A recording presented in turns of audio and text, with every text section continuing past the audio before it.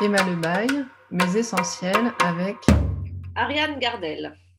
Bonjour Ariane, Bonjour Emma. ravie de te retrouver. On s'était donné Voilà. rendez-vous dans un an, nous y voilà. Est-ce que tu peux nous dire où tu en es depuis cette seconde année de confinement, déconfinement, complexification des processus de création? Comment ça s'est passé pour toi?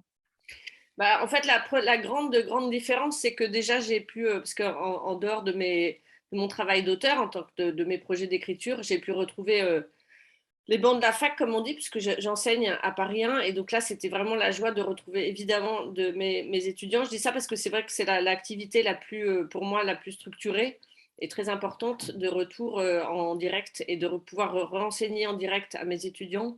Et là, c'est vrai que la grande joie aussi, c'est depuis hier, j'ai donné mon cours pour la première fois devant le visage de mes étudiants et j'ai vu leur visage pour la première fois, ça a l'air de rien. Mais en fait, c'est des étudiants que je n'ai jamais vus. J'avais jamais vu leur visage puisque ça, c'est des premières années. Et voilà. Et mes deuxièmes années, là, ils sont tous en stage et je les ai jamais vus vraiment parce qu'ils sont tous, ils étaient tous sur leur écran ou masqués après. Enfin voilà. Donc ça, c'est effectivement là la grande différence, c'est de retrouver évidemment la vie sociale, les rendez-vous en extérieur. Les réunions, les cours, enfin voilà, et en présentiel. Et ça, c'est vrai que là, ça m'a vraiment changé, en dehors du fait que, évidemment, de pouvoir repartir, retourner au cinéma, retourner au théâtre, voir des gens, enfin voilà. Donc ça, c'est, enfin comme tout le monde, hein, ça n'a pas grand-chose de différent, mais parce que mon travail d'écriture, il est toujours là, je suis toujours chez moi, derrière mon ordinateur ou au bureau ou dans les cafés, enfin voilà. Ça n'a pas trop changé en fait. Ouais, mais le fait de pouvoir sortir à nouveau et d'avoir retrouvé cette liberté-là, tu nous avais confié l'année dernière que c'était vraiment compliqué de te retrouver justement coupé du monde. Donc là, ça reprend, ça a repris ce cours-là. Mm. Est-ce que ça t'a permis d'avancer différemment dans ton travail? Est-ce que tu as vu une différence? Ouais, alors la vraie différence, c'est en même temps, comme plein de gens, les premiers mois ont été très compliqués pour moi de retourner vers l'extérieur, mais ça, vous comprendrez aussi après avoir entendu le texte que j'ai écrit. Je devance un peu le truc, mais c'est évidemment une grande. Ça a été vraiment très dur en fait. La machine, enfin la locomotive, j'ai dû mettre beaucoup de charbon pour qu'elle reprenne un peu un rythme de croisière. Et voilà, et ça a été vraiment très compliqué. Et donc, ça, c'est vraiment piano, quoi. C'est-à-dire que c'est pas du jour au lendemain. C'est-à-dire que voilà, ça a pris beaucoup plus de temps. Au début, j'avais du mal, et puis voilà, ça a repris. Et effectivement, des projets de pouvoir ressortir, revoir des gens, a remis évidemment en jeu d'autres projets que j'avais mis en suspens.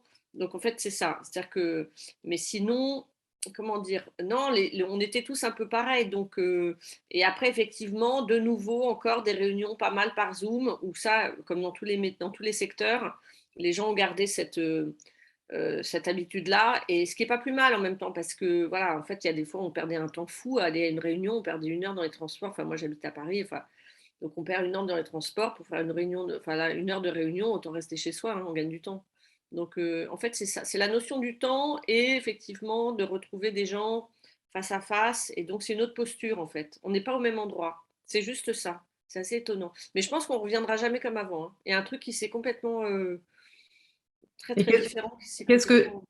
qu'est-ce que tu penses avoir perdu si ça ne reviendra pas comme avant? Ça touche quoi précisément à ton... Surtout en ce moment avec ce qu'on vit, quoi. C'est-à-dire que avec la guerre et tout, c'est cette désinvolture, ce côté 21e siècle apaisé, surtout nous dans notre société. Enfin, on est extrêmement privilégiés. Enfin, moi, je dis ça, je l'assume totalement, de vivre dans une démocratie, de pouvoir faire ce qu'on aime, de vivre de ce qu'on aime. Enfin, voilà, on est quand même, on a été extrêmement.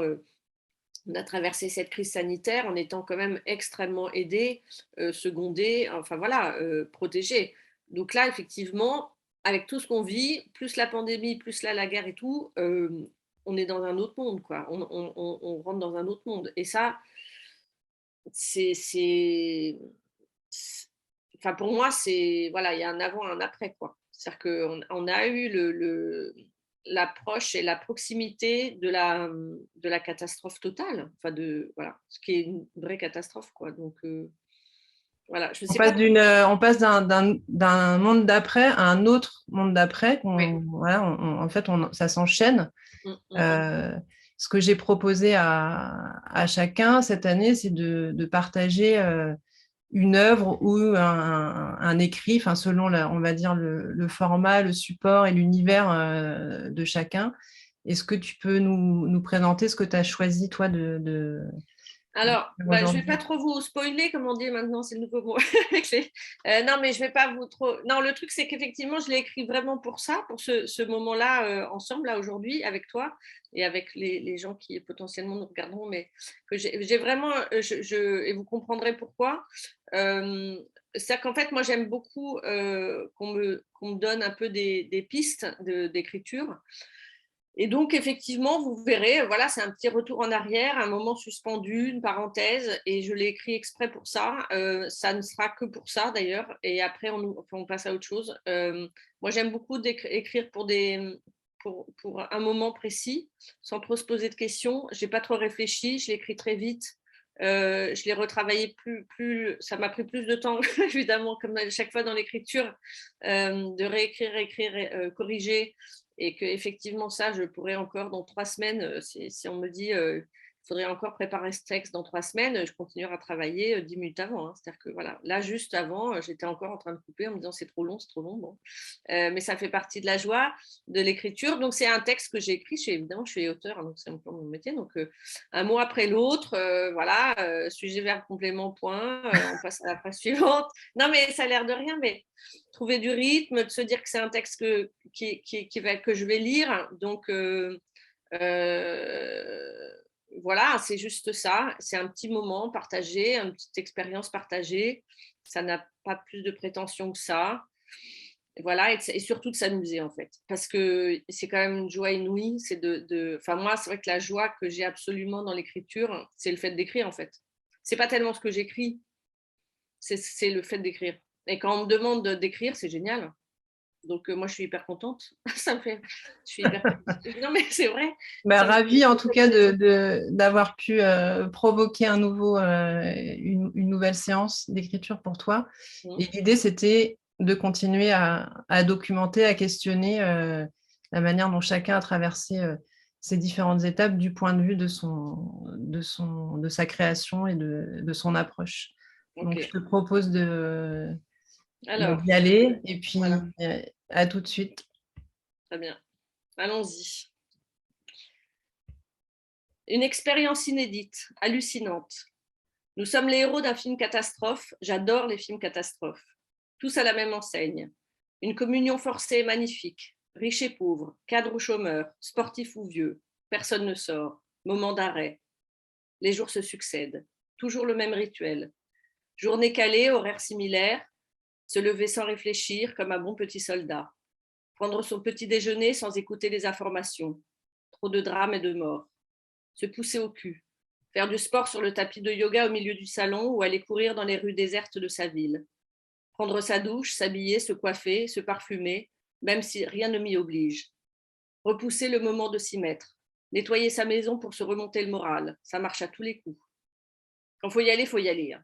Vérifier son agenda, garder la notion du temps. Quel jour sommes-nous? Compléter sa to-do list journalière, allumer son ordinateur. Se préparer mentalement à travailler jusqu'à 13 heures, minimum. Se mettre au travail. Écrire mon roman, développer ma série historique, organiser ou participer à des réunions Zoom, varier les plaisirs. L'autodiscipline. Je la pratique depuis de longues années. Avec mon métier, je suis l'employeur et l'employé. Je me dicte à moi-même ce que je dois faire. Une fois le travail accompli, bonne conscience. S'autoriser enfin à se détendre. Préparer son déjeuner, prendre son temps. Appeler son chéri pour se sentir moins seul, confiné chacun de son côté. Manger en savourant sur ma tablette un épisode d'une série. Un épisode, hein. Pas plus, pas moins, sinon j'y passerai la journée. La joie de voir ma fille de 16 ans apparaître. Elle se réveille à peine. J'en suis au fromage quand elle savoure ses cornflakes. Lui demander ce qu'elle a prévu de faire aujourd'hui. L'aider à se donner des missions, même toutes petites.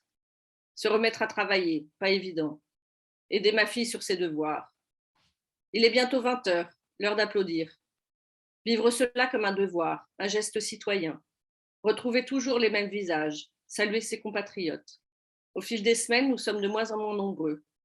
Savourer sur mon balcon le silence de la rue. Rêver à l'avenir apaisé quand tous les véhicules seront électriques. Mine de rien, je suis bien. Je suis dans ma grotte, au chaud. Pour la première fois de ma vie, je n'ai pas mauvaise conscience de ne pas sortir. Je ne suis pas obligée d'aller vers les autres, d'être présentable pour des rendez-vous, de rester sur mes gardes, de maîtriser ma pensée, mon langage, mes émotions, ma colère parfois. Se montrer aimable en toutes circonstances, dire des choses sensées, constructives, intelligentes. Quel bonheur cette détente, cet apaisement.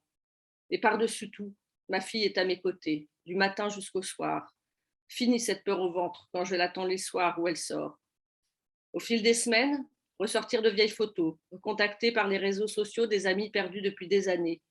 Drôle d'effet de réentendre leur voix, se replonger dans le passé. Ce temps en suspens me rend de plus en plus nostalgique. Je dois faire attention. C'est l'heure du dîner. Se prendre au jeu de cuisiner, moi qui n'ai jamais aimé ça. Le week-end, se mettre au repassage. Je n'avais jamais repassé de ma vie, une habitude que j'ai gardée depuis. Quand je repasse, j'écoute des podcasts sur la vie de gens célèbres. Virginia Woolf, Karl Marx, Ernest Hemingway. Comme un rituel, choisir le film du soir. Besoin d'espace, de ciel, d'aventure, de chevaux, savourer les westerns. Aller embrasser ma fille qui se couchera bien, bien plus tard que moi. Faire sa toilette sans avoir peur du lendemain, puisque le jour d'après sera exactement comme le précédent. Se mettre au lit avec un joli livre et faire durer le plaisir. Charles Dickens. David Copperfield, 1024 pages. Les Grandes Espérances, 752 pages. Vivre un jour après l'autre, sans surprise, sans peur, sans angoisse. Rien de grave ne peut m'arriver. Sur mon bureau, j'ai un galet que j'ai ramassé sur une plage de Marseille. Dessus, j'ai écrit au feutre indélébile cette phrase de Léonard de Vinci. Toute contrainte, mais grâce. Voilà, c'est un petit texte, quoi. Que dire de plus? Que dire de plus?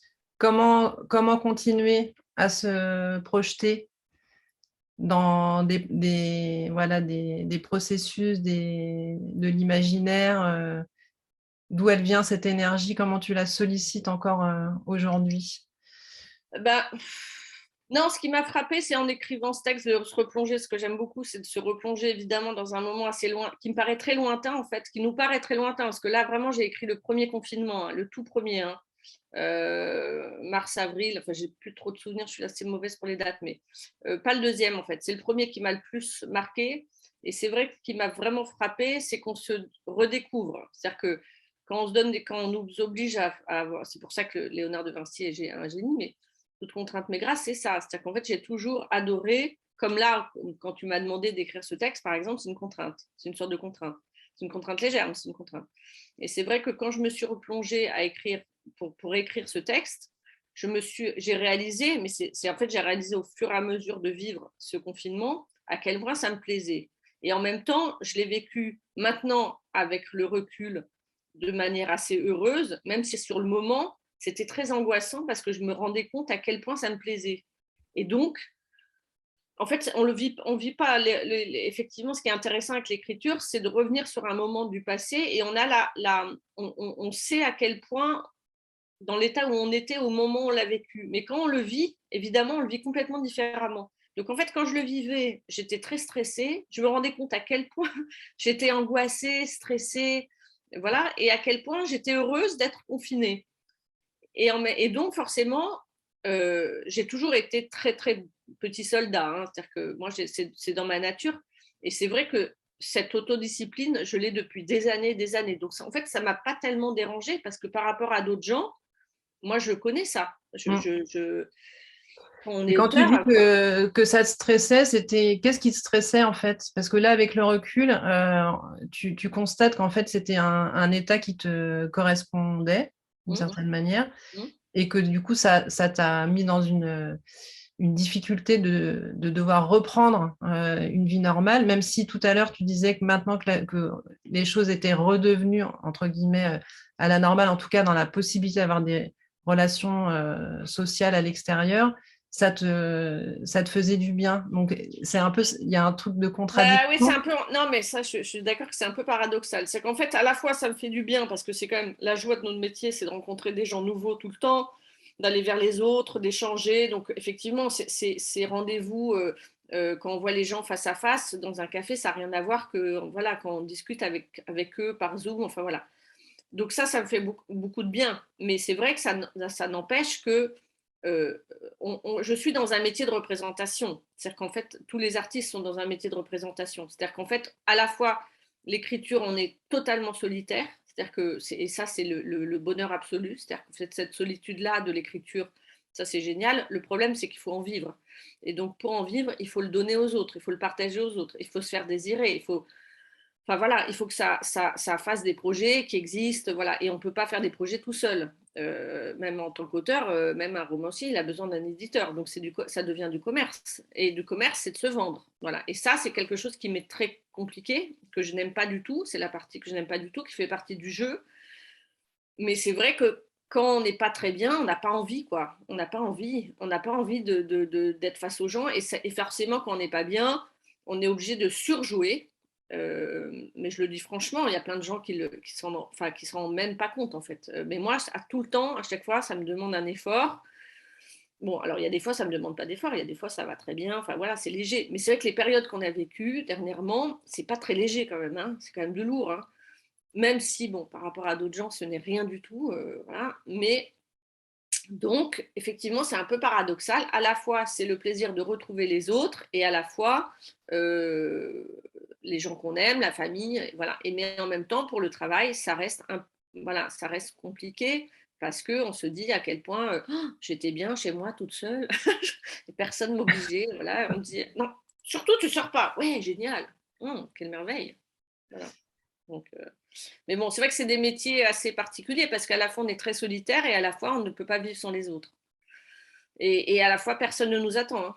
Personne. C'est-à-dire qu'en fait, c'est à nous de créer tout le temps le désir. Mm. Donc il faut être effectivement, comme tu disais tout à l'heure, il faut avoir un moteur, il faut mettre toujours, enfin je n'oserais pas dire l'essence, parce qu'en ce moment c'est un peu non, mais il faut tout le temps s'alimenter, Ouais. de prendre des choses comme ça et de faire rêver, de rêver soi. Il faut d'abord se faire rêver pour faire rêver les autres et de faire rentrer les autres dans son rêve et de dire mais regardez, ça va être formidable alors que rien n'est fait. Donc on leur vend du rêve en fait, on leur vend du rien, mais on veut dire attention, c'est génial et voilà. Et c'est vrai que ça prend beaucoup, beaucoup de temps et je pense que c'est aussi lié au confinement, mais c'est un peu lié avec l'âge. On perd de la patience. C'est-à-dire que moi, avec plus je vieillis, plus j'ai envie que les choses aillent plus vite et il y a des fois, j'en ai marre, quoi, en toute clarté. Pour le dire franchement, il y a des fois, j'en ai marre. Voilà. Donc, non, mais bon, et en même temps, bon, écoute, ça fait partie du jeu. Voilà, c'est un jeu. C'est un jeu sérieux, mais ça reste un jeu. Juste pour conclure, qu'est-ce que tu veux, qu'est-ce que tu voudrais nous faire partager dans ce dans quoi tu te projettes toi? Qu'est-ce Je sais pas, c'est-à-dire qu'en fait, ce qui m'a frappé en écrivant ce texte, c'est qu'effectivement, et ça c'est quelque chose que j'avais ressenti très fort, c'est qu'on était tous pareils, qu'il n'y avait plus aucune différence.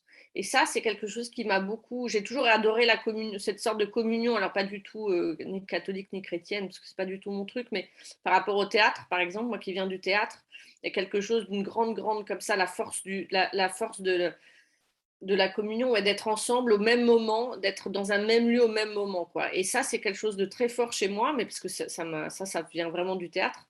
Et c'est ça qui m'a le plus frappé en écrivant ce texte. Effectivement, un texte à partager, donc forcément de le donner aux autres. Après, j'ai conscience que ce petit texte n'a aucune prétention et que surtout, je mets des mots sur des choses qu'on a tous vécues. Donc ça n'a pas c'est pas très original, mais en même temps, ça n'est que ça l'écriture, c'est de partager que des choses qu'on a vécues avec mes mots à moi.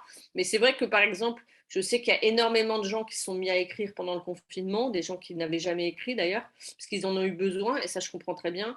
Après, c'est vrai que j'ai rien lu, par exemple, sur le confinement, sur tous les textes comme ça. Il y a plein d'auteurs qui ont écrit, même des gens assez très célèbres, hein, qui ont surfé sur ça, ce qui est normal.